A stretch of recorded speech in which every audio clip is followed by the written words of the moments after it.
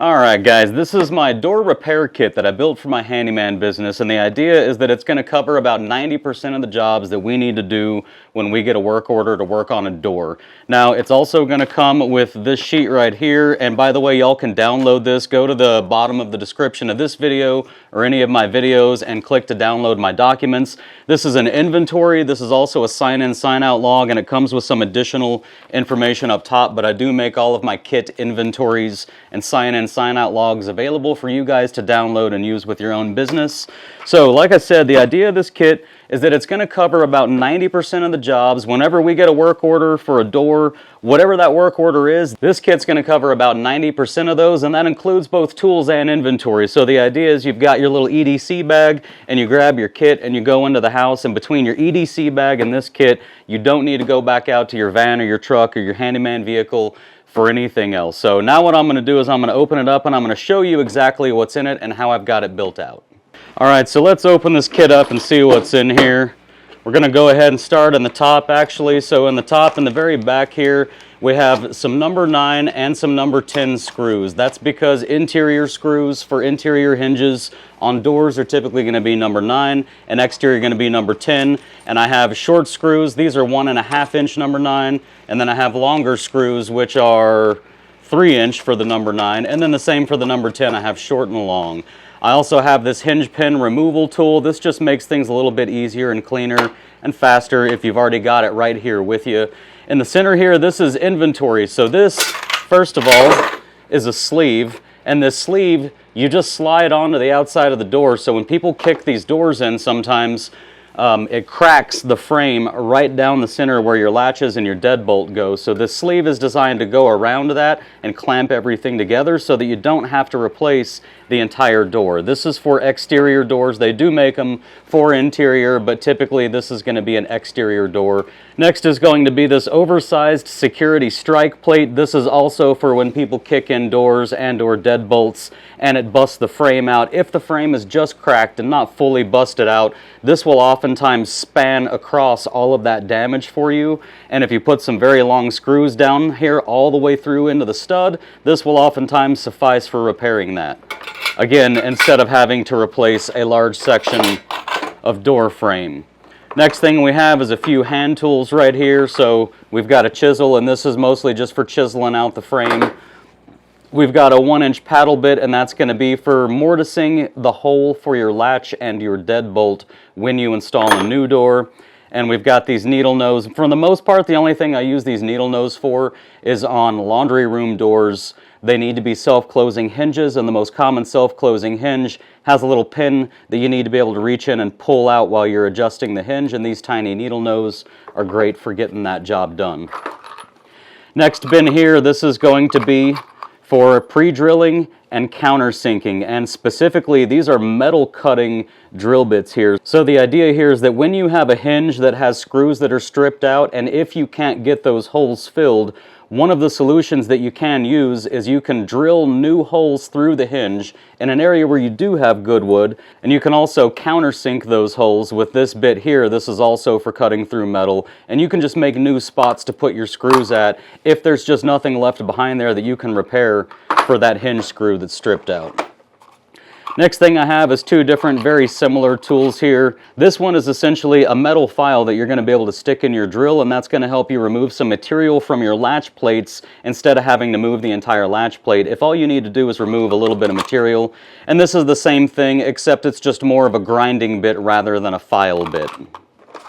This bin at the moment is just for some extra spare parts, the screws and stuff. And this bit over here in the corner, this is my tile and glass cutting bits. It's fairly rare that we need to mess with these, but if we're working on, for example, bifold doors, they have some mounting hardware that go down into the floor, and oftentimes there's tile there, and there will be other times that you need to go through some tile. So these are my tile cutting bits.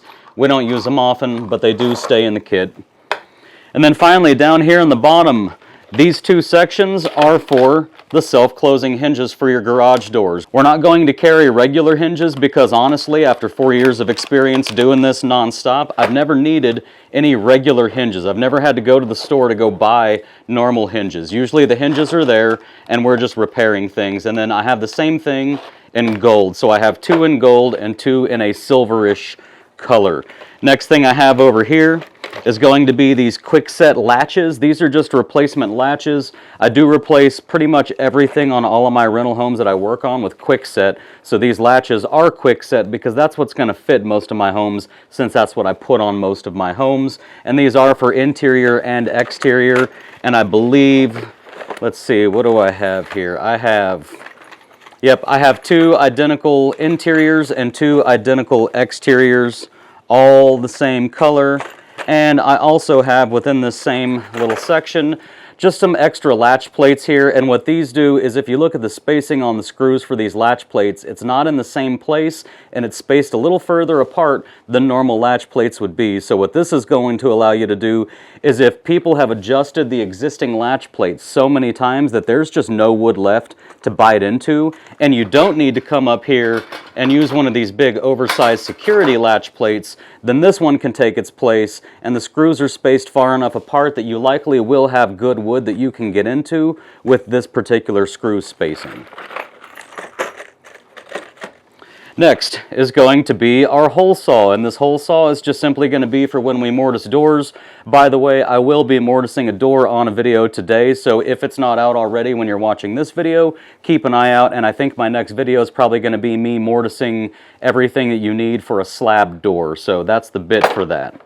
I also have just a couple of these chain locks in here, one gold and one silver. We don't use them very often, but it's easier to just go ahead and have them rather than making another trip to the hardware store to get them. And then similarly over here, I also have some of these surface bolts. These are usually for French doors. I have had to use these maybe 3-4 times a year. I'm needing one of these, so it's handy to have those in the kit. I also have some Hinge shims. So this is to shim out your door at the hinge when your door, maybe your frame isn't square or maybe your door isn't square, but these will shim out your door at the hinge to make things fit better. Now this little bin right here, this contains a little jig for mortising out the latch on a brand new door. I will be showing you how to use this on the next video. And then back here in this bin is going to be the jig for mortising out where you're going to put the knob and the deadbolt through your door. I will tell you, I don't use these. I don't need these. I don't think you should use them or need them, but I'm putting it in the kit just in case I have employees in the future who would prefer to go ahead and use that. But I don't use it, and I don't think you need to. I'm going to do a video very soon, like today, probably. It will come out today, I would imagine. And this video is going to show you how to do it without using any of these jigs. The only jig really that you'll need if you want to make a really pretty place for the latch to recess into is going to be this jig. And honestly, you can accomplish this with nothing more than a chisel as well. And then finally, the last thing in here, this is actually a really awesome little tool here.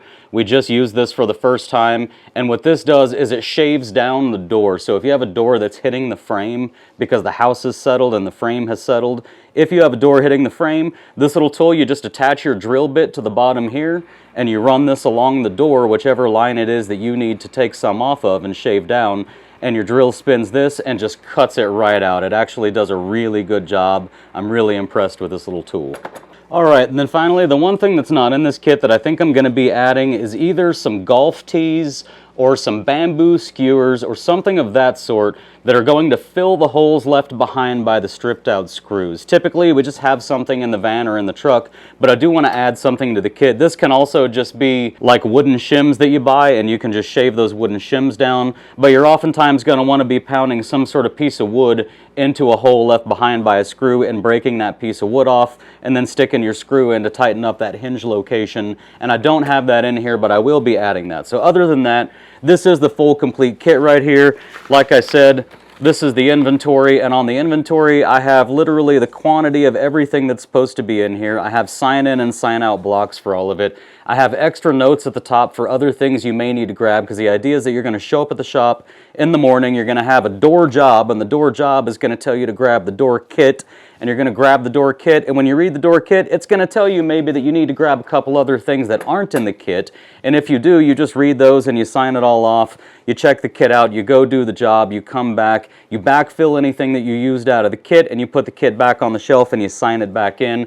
Should really, really, really standardize everything. So if y'all have any questions or anything, do comment or do email me at bulletproofhandymanbusiness@gmail.com. These are downloadable in my documents. Scroll to the bottom of the description and click that link to get the documents. Otherwise, I love you guys. I hope you're out there killing it, and I'll see y'all on the next one.